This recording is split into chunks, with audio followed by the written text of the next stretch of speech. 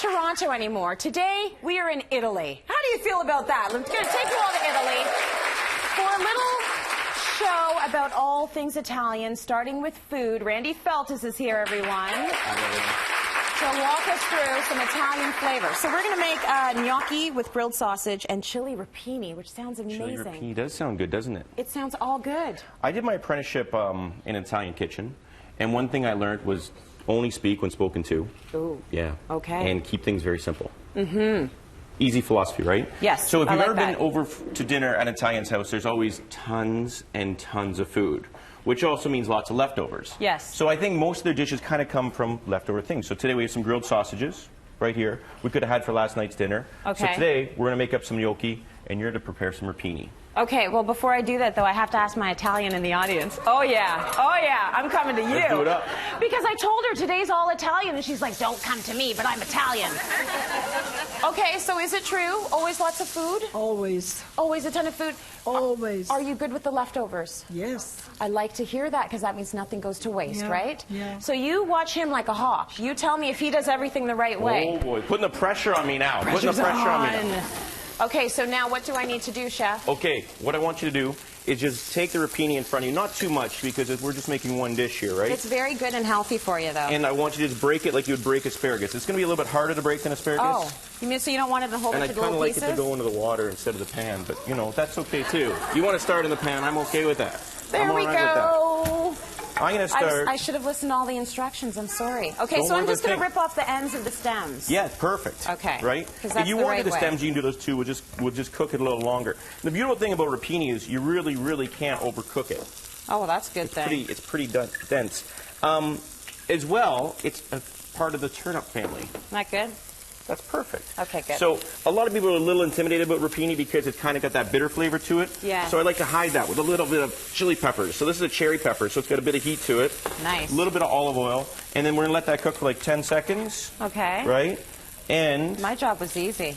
you're doing it very well, I might add. Yeah, thank you. I might add I'm that. just standing here, and it's being done. Look at that. Okay, you want to throw it Slicing into up the the pan. sausage. Slicing up the sausage. The other thing you always start off with is garlic.